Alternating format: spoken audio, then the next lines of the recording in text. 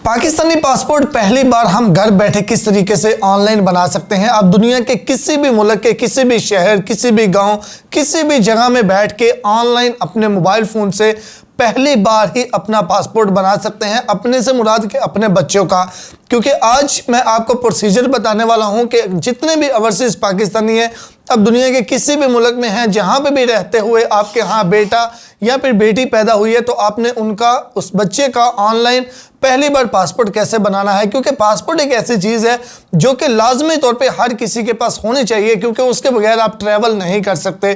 तो जब पाकिस्तान के अंदर जो लोग हैं उनका हाँ कोई बेटा या बेटी होता है, तो जब वो ट्रैवल करना होता है उन्होंने तो तभी बनवाना होता है। लेकिन जो ओवरसीज़ होते हैं उनके यहाँ तो जब भी औलाद होती है उन्हें लाजमी तौर पे फौरी तौर पे उनका पासपोर्ट बच्चे का बनाना होता है, क्योंकि उन्हें जाहिर सी बात है वो मस्ट है उनके लिए। तो आज मैं आपको मुकम्मल स्टेप बाय स्टेप गाइड करता हूं कि आपने किस तरीके से पहली बार ही फ्रेश पासपोर्ट ऑनलाइन बनाना है। इससे पहले मैं आपको ये बता दूं कि जब आपके यहाँ बेटा या बेटी पैदा हुई, सबसे पहले तो आपने हॉस्पिटल से उनका बच्चे का बर्थ सर्टिफिकेट ले लेना है। बर्थ सर्टिफिकेट से फिर आपने नादरा का नाइक बना लेना है, यानी कि नादरा का आईडी कार्ड। वो बनाने का तरीका भी मैं ऑलरेडी शेयर कर चुका हूँ। उसके बाद अगला स्टेप आता है पासपोर्ट। तो आज मैं आपको स्टेप बाय स्टेप गाइड करता हूँ कि आपने पहली बार कैसे फ्रेश पासपोर्ट बनाना है, इसमें डॉक्यूमेंट्स कौन कौन से चाहिए, इसका प्रोसीजर क्या है, सब कुछ हम स्टेप बाय स्टेप देखते हैं। एक वीडियो में हर एक चीज़ क्लियर करेंगे। तो चलें जी, बिना टाइम वेस्ट किए हम इस प्रोसीजर को स्टार्ट करते हैं।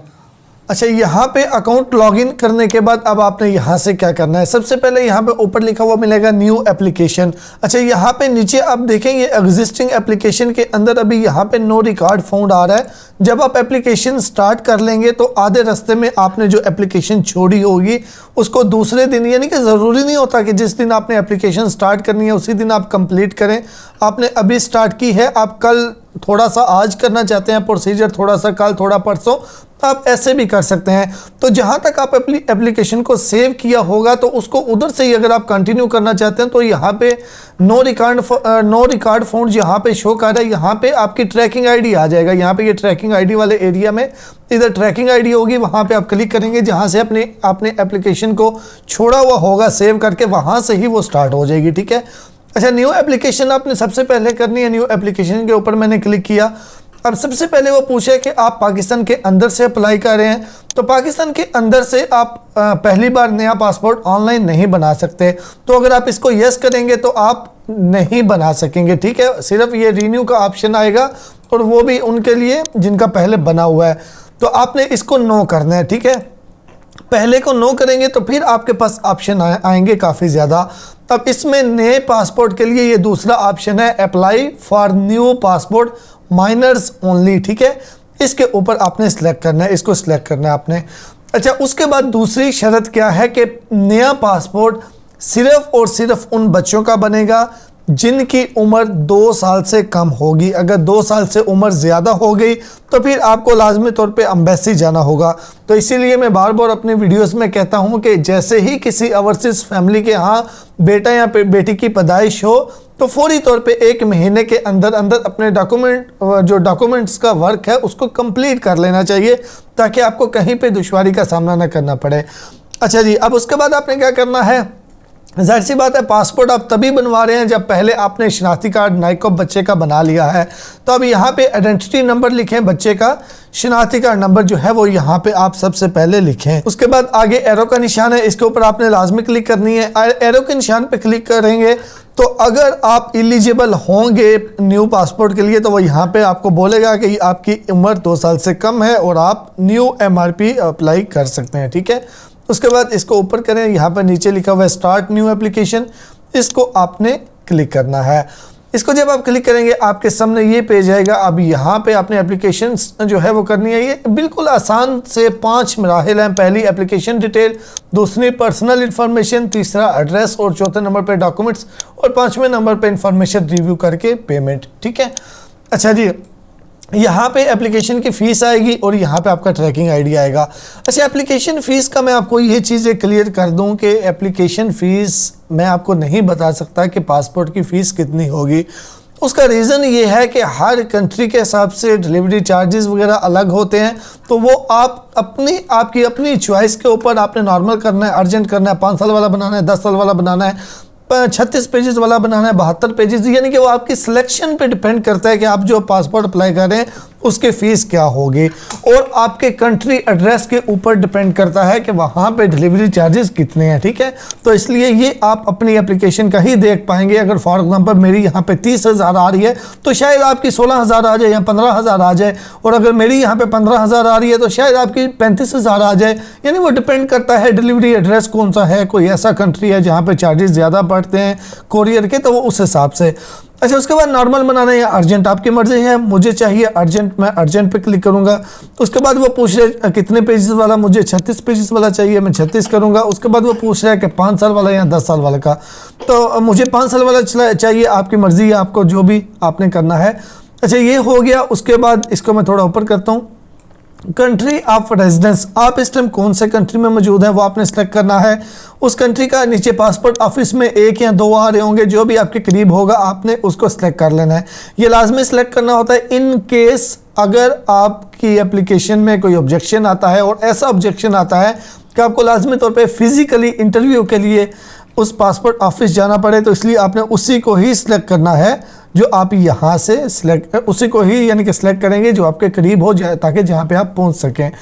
अच्छा, उसके बाद यहाँ पे फ़ोटो आपने अपनी अपलोड करनी है। वो कैसे, आपने ब्राउज़ के ऊपर क्लिक करना है और आपने जो भी बच्चे की पिक्चर रखी हुई है, वाइट बैकग्राउंड कोशिश करें हो जाए, लेकिन नहीं भी हो तो बच्चे का कोई इतना इशू नहीं है, लेकिन थोड़ी सी क्लियर हो के फेस बच्चे का क्लियर नज़र आए, उसको आपने सेलेक्ट करना है। सेलेक्ट करने के बाद जब तक आप अपलोड पे क्लिक नहीं करेंगे वो अपलोड नहीं होगी। तो सेलेक्ट करने के बाद लाजमी तौर पे अपलोड के ऊपर आपने क्लिक करनी है। अपलोड के ऊपर क्लिक करेंगे तो यहाँ पे वो कह रहा है योर फोटो सक्सेसफुली अपलोडेड। ठीक है, जब ये आए तो समझे पिक्चर हमारी अपलोड हो गई है। उसके बाद ये स्टेप हमारा अब कंप्लीट हो गया, बेसिक इन्फॉर्मेशन हमारी कंप्लीट हो गई। नीचे सेव लिखा हुआ है, सेव के ऊपर मैं क्लिक करता हूँ। अच्छा, एप्लीकेशन डिटेल यानी कि बेसिक इन्फॉर्मेशन हमारी हो गई। अब उसके बाद आएगी पर्सनल इन्फॉर्मेशन। अब पर्सनल इन्फॉर्मेशन में आपने क्या करना है, आपने बच्चे की डिटेल, बच्चे का नाम वगैरह बिल्कुल सही शनाख्ती कार्ड के मुताबिक देना है। सबसे पहले गिवन नेम, स्पेलिंग सही चेक कर लीजिएगा। गिवन नेम और उसके बाद सर नेम। ठीक है, गिवन नेम में फर्स्ट नेम आता है और सर नेम में आपका लास्ट नेम जो भी है वो लिखना है।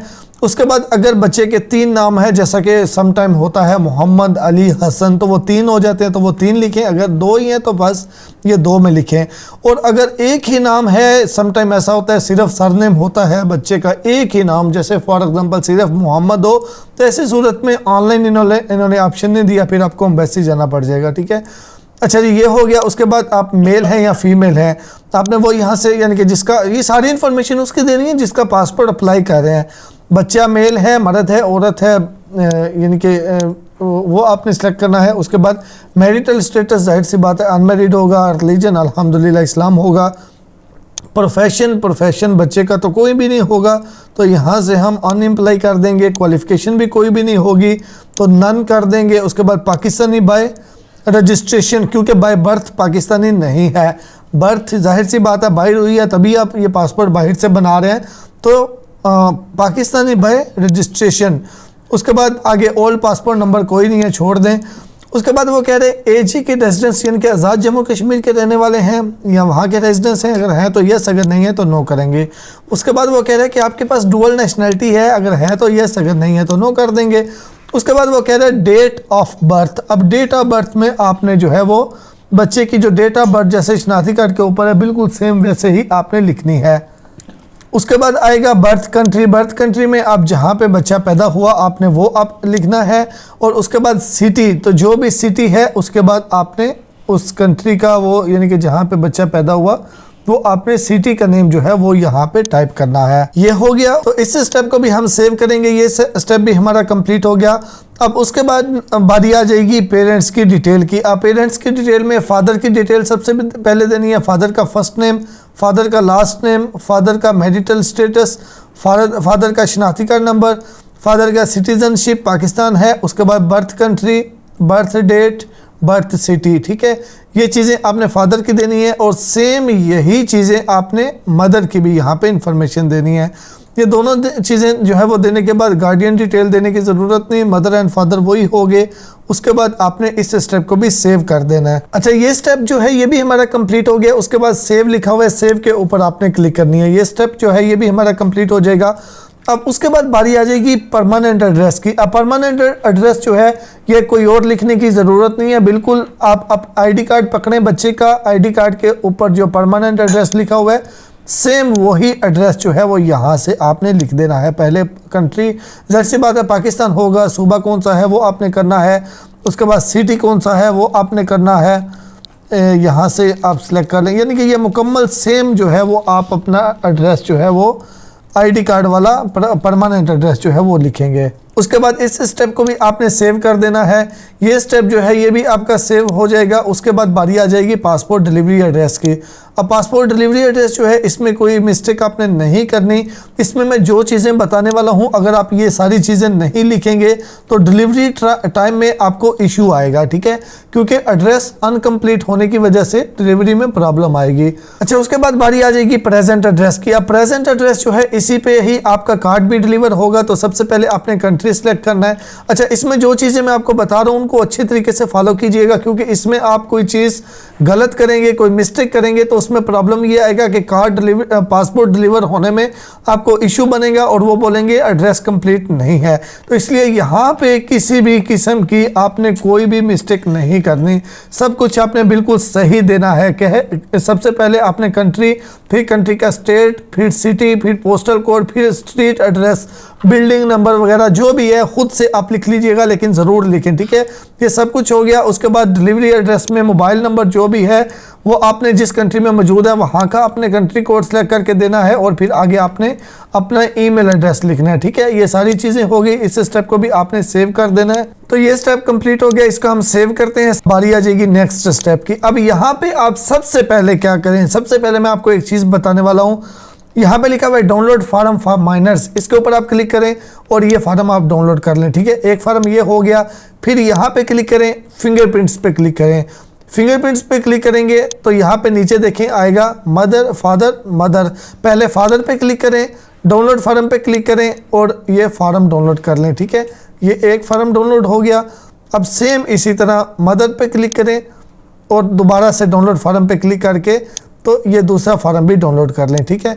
अब इसमें क्या होगा, एक फार्म आया जिसमें आपने अपनी मदर के यानी कि जो जिसका पासपोर्ट आप अप्लाई कर रहे हैं उस बच्चे की वालदा का भी फिंगरप्रिंट्स आपने देने हैं और वालिद के भी फिंगरप्रिंट्स आपने देने हैं, ठीक है। तो आपने यहाँ पे दोनों के फार्म अलग अलग आपने डाउनलोड करना है। मैं यहाँ पे आपको एक फार्म ओपन करके दिखा देता हूँ। अच्छा, यहाँ पे पहला फार्म है बच्चे के फादर का, तो फादर का भी और मदर का भी फार्म बिल्कुल सेम होगा। ये 10 के 10 फिंगरप्रिंट्स आपने लगाने हैं, बिल्कुल सही लगाने हैं। फिंगरप्रिंट्स लगाने पे भी एक मैंने अलग से स्पेसिफिक वीडियो बनाई हुई है, उसका लिंक इसी वीडियो के डिस्क्रिप्शन में दे दूंगा, आप वो ज़रूर देख लीजिएगा कि फिंगरप्रिंट्स किस तरह होने चाहिए। तो ये दोनों फार्म आप प्रिंट कर लें, फादर वाला भी और मदर वाला भी, और फिंगरप्रिंट्स आप लगा लें, ठीक है।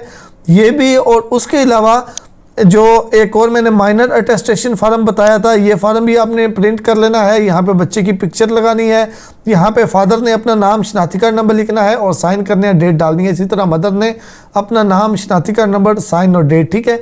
ये फार्म भी आप रेडी कर लें। सबसे पहले आप ये डॉक्यूमेंट्स रेडी कर लें और उसके बाद अगला स्टेप आएगा डॉक्यूमेंट्स अपलोड करने का, जब ये डॉक्यूमेंट्स आप रेडी कर लेंगे। अच्छा, डॉक्यूमेंट्स अपलोड करने से पहले मैं आपको एक बड़ी ही ज़बरदस्त चीज़ बताने वाला हूँ, वो है फिंगरप्रिंट्स के हवाले से।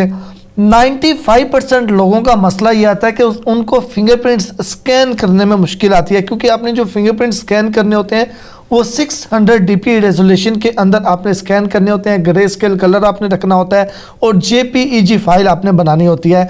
तो मैं आपको जो है वो 2 वेबसाइट ऐसी बताता हूँ जहाँ पे, अच्छा पहली चीज़ ये समझ लीजिएगा कि फिंगरप्रिंट्स आपके लगे हुए ठीक होने चाहिए। 90% लोग जो हैं वो फिंगरप्रिंट्स लगाते बिल्कुल ठीक है, लेकिन उनसे स्कैनिंग सही नहीं हो पाती, या उनका जो स्कैनर होता है वो उसमें वो स्पेसिफिकेशन ही नहीं होती कि वो इन सेटिंग के साथ उसको स्कैन कर सके। तो आपने क्या करना है, पहले नंबर पे आपने स्कैनिंग जो है वो आपने अपने फिंगरप्रिंट जो है वो तो सही कर लेने हैं, रेडी कर लेने हैं, ठीक है। उसके बाद फिर जैसा भी आपका स्कैनर है आप उसको उसमें जैसे भी आप स्कैन करते हैं आप उनको वैसे स्कैन कर लें। उसके बाद आपने क्या करना है, आपने ब्राउज़र में आना है और यहाँ से आपने सिर्फ ग्रे स्केल इमेज कन्वर्टर आपने लिख लेना है, ठीक है। ग्रे स्केल इमेज कन्वर्टर, ये वाली वेबसाइट, ये पहले वाली नहीं करनी, ये ऑनलाइन jpgtools.com। कोशिश करूंगा इसका लिंक वीडियो के डिस्क्रिप्शन में दे दूं। यहाँ पे इसके ऊपर आपने क्लिक करना है convert JPG to grey scale, ठीक है। ये आपके सामने ये आएगा।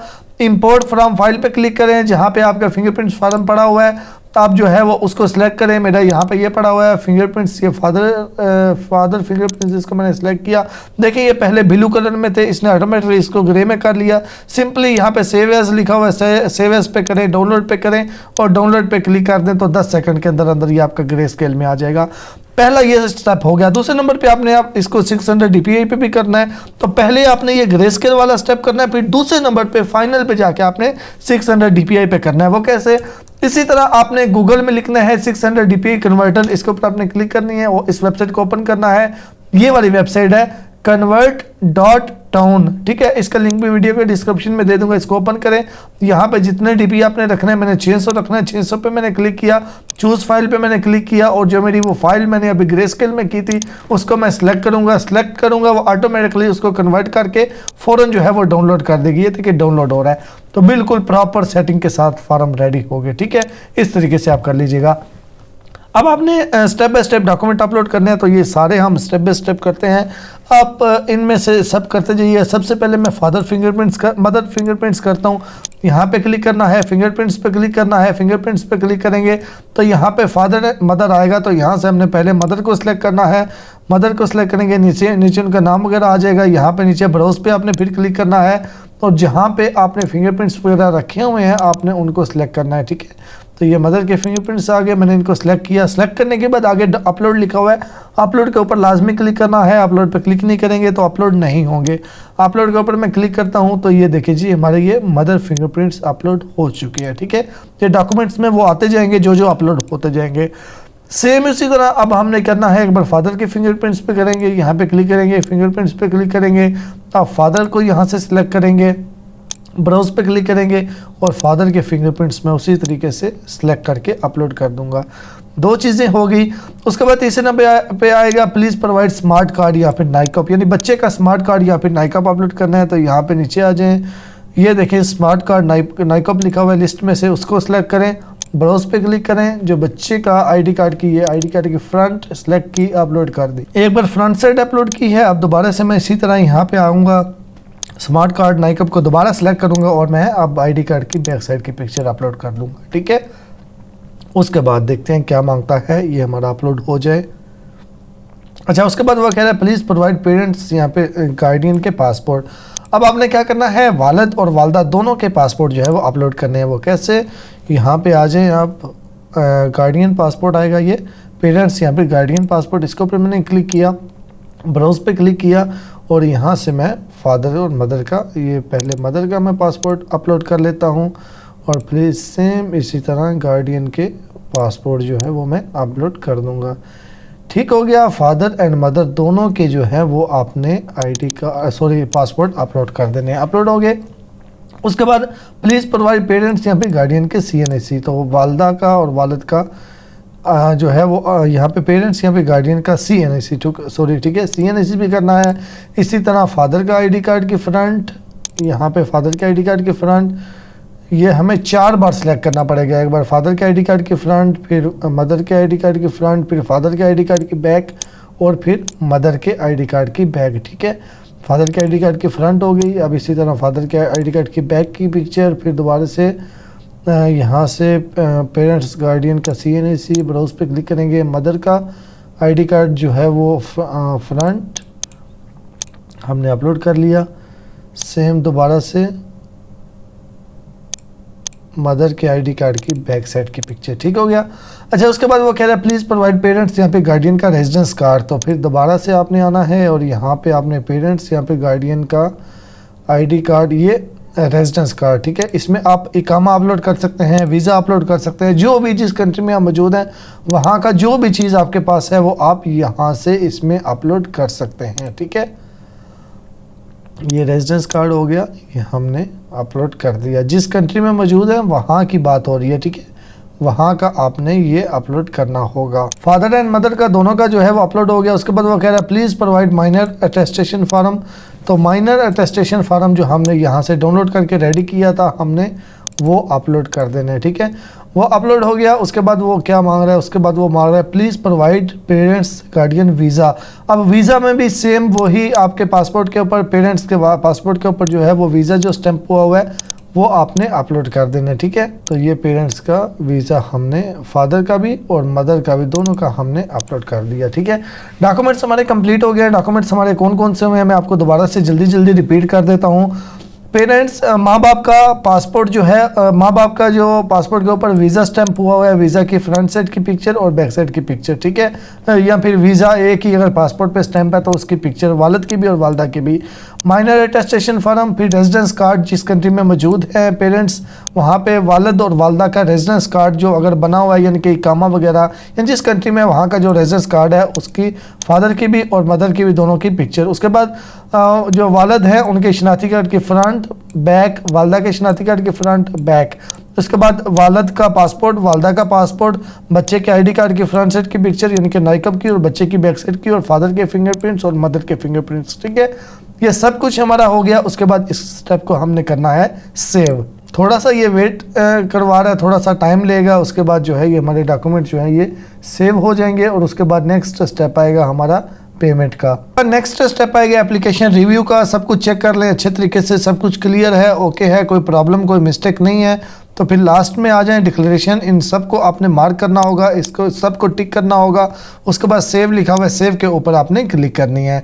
सेव के ऊपर जैसे ही आप क्लिक करेंगे प्रोसीड टू पेमेंट के ऊपर आपने क्लिक करनी है। उसके बाद प्रोसीड टू पेमेंट के ऊपर क्लिक करके टर्म्स एंड कंडीशंस हैं, यहाँ पे वो बता रहे हैं नो रिफंड पॉलिसी, क्योंकि अगर आपकी एप्लीकेशन रिजेक्ट हो जाती है तो फिर आपको इसी फीस के साथ एम्बेसी जाके एप्लीकेशन को प्रोसीड करवाना होगा, अपना ट्रैकिंग आईडी वगैरह ले जाइएगा, ठीक है। उसके बाद एक्सेप्ट एंड कंटिन्यू है, एक्सेप्ट एंड कंटिन्यू के ऊपर क्लिक करें। यहाँ पे बिलिंग इन्फॉर्मेशन है, यहाँ पे जिसका कार्ड आपने इस्तेमाल करना है वालिद का या वालदा का जिसका, उसकी मुकम्मल डिटेल आपने देनी है। जिसके कार्ड से आपने पेमेंट करनी है उसकी कार्ड की मुकम्मल डिटेल और एड्रेस वगैरह जहाँ पे भी आप मौजूद हैं, पाकिस्तान है, ओमान है, सऊदीया है, जहाँ पे भी हैं वहाँ की आपने मुकम्मल इन्फॉर्मेशन जो है वो देनी है। उसके बाद नीचे नेक्स्ट आएगा, नेक्स्ट के ऊपर आपने क्लिक करनी है। नेक्स्ट के ऊपर क्लिक करके उसके बाद जो है वो आपने जो भी कार्ड आप इस्तेमाल कर रहे हैं चाहे जिस भी बैंक का है उस बैंक की मुकम्मल डिटेल दे के यानी कि कार्ड नंबर वगैरह दे के तो आपने ये पेमेंट करनी होगी। अब लास्ट स्टेप जो है वो पेमेंट है, तो अब यहाँ पे आपको पेमेंट करनी होगी। सबसे पहले जैसे ही आप पेमेंट करेंगे आपकी एप्लीकेशन जो है वो भी सबमिट हो जाएगी। कार्ड की मुकम्मल डिटेल देके कन्फर्म एंड पे के ऊपर हमने क्लिक करनी है, तो जाहिर सी बात है उसके बाद जिस भी बैंक का कार्ड इस्तेमाल किया उनकी जानब से वेरिफिकेशन कोड OTP आएगा, वो देंगे, सबमिट करेंगे। जैसे ही हमारी पेमेंट होगी तो पेमेंट के साथ ही हमारी ये एप्लीकेशन जो है वो भी सबमिट हो जाएगी। OTP एंटर करके मैंने सबमिट किया, तो जैसे ही मैंने सबमिट किया तो आप देखें जी मेरी यहाँ पे एप्लीकेशन सबमिट हो चुकी है। थोड़ा सा वेट, अभी कंफर्मेशन नहीं आया। तो यहाँ पे ये देखें जी मेरी एप्लीकेशन सबमिट हो चुकी है। वो कह रहा है thank you for your payment, you have successfully paid for your application, और हमारी एप्लीकेशन भी सबमिट हो चुकी है। अब उसके बाद अगर आपने नॉर्मल अप्लाई किया है तो तकरीबन 10 से 15 दिन जो है वो अप्रूवल की ईमेल में लग जाते हैं, और अर्जेंट अप्लाई किया है तो 6-7 दिन जो है वो लग जाते हैं अप्रूवल की ईमेल आने में। तो जैसे ही अप्रूवल की ईमेल आती है उसके बाद फिर थोड़ा और टाइम लग जाता है, तकरीबन 15-20 दिन पासपोर्ट आपका डिलीवर होने में। उम्मीद करता हूँ इन्फॉर्मेशन अच्छी लगी होगी, लाइक और सब्सक्राइब कर दीजिएगा।